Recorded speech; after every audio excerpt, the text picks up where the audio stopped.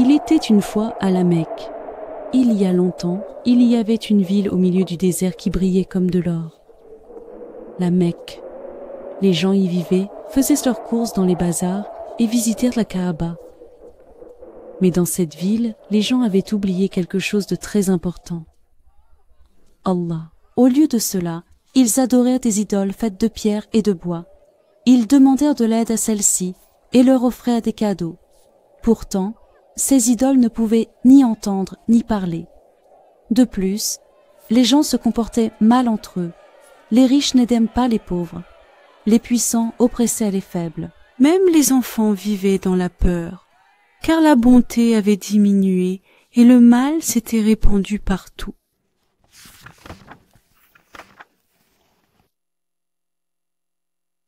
Un bébé est né, mais c'était une fille, et c'était une honte pour eux. Son père a baissé la tête, a pris le couffin en silence et a commencé à marcher, vers le désert, au loin. Sa mère pleurait, mais personne n'entendait, car dans cette société, la conscience s'était tue, la compassion avait été oubliée. L'homme creusa la terre, de ses mains tremblantes.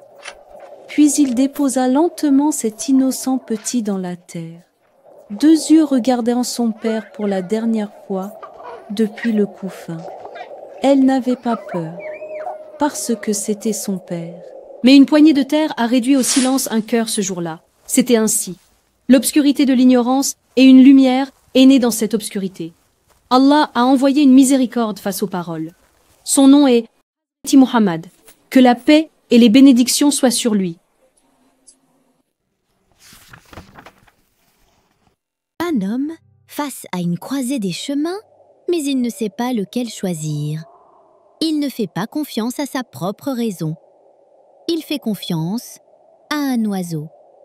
Il prend une petite colombe dans sa main et la lance vers le ciel. Son cœur bat fort. Si elle vole à droite, je partirai. Si elle vole à gauche, je renoncerai. L'oiseau plane un instant dans les airs, puis il tourne vers la gauche. L'homme fronce les sourcils, serre les dents. C'est un mauvais présage. Pendant des années, ils ont vécu ainsi.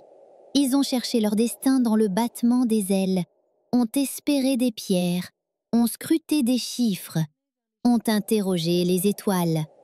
Mais Allah a dit « Votre malchance vient de vous-même ». Coran, Yassine, verset 19. Et il a envoyé une lumière. Et cette lumière a dit « Ce n'est pas le vol d'un oiseau qui décide du destin, car celui qui écrit le destin, c'est Allah seul. »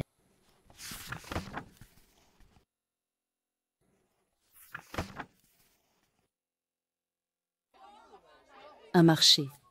Mais pas de fruits ou de légumes. Ce sont des êtres humains qui sont vendus.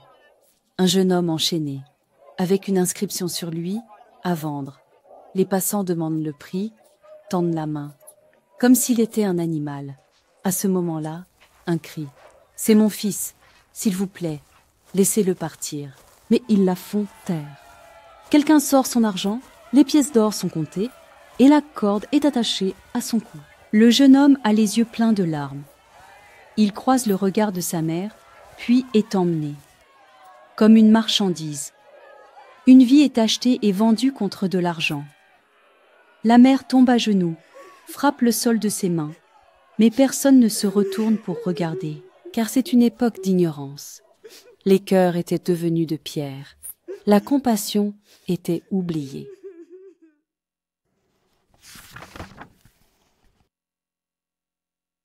Les oiseaux protégeant la Kaaba.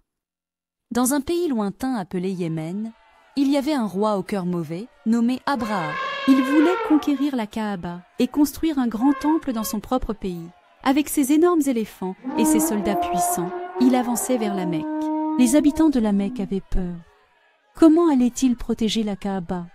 C'est alors que l'aide d'Allah est arrivée.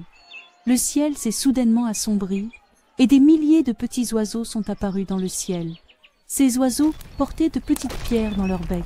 Ils ont fait pleuvoir ces pierres de leur bec sur les soldats d'Ébréhé. Les énormes éléphants ont pris peur et se sont enfuis. Les soldats ont été anéantis. La Kaaba était sous la protection d'Allah. Ce jour-là, tout le monde a compris une fois de plus à quel point la Mecque était un lieu spécial.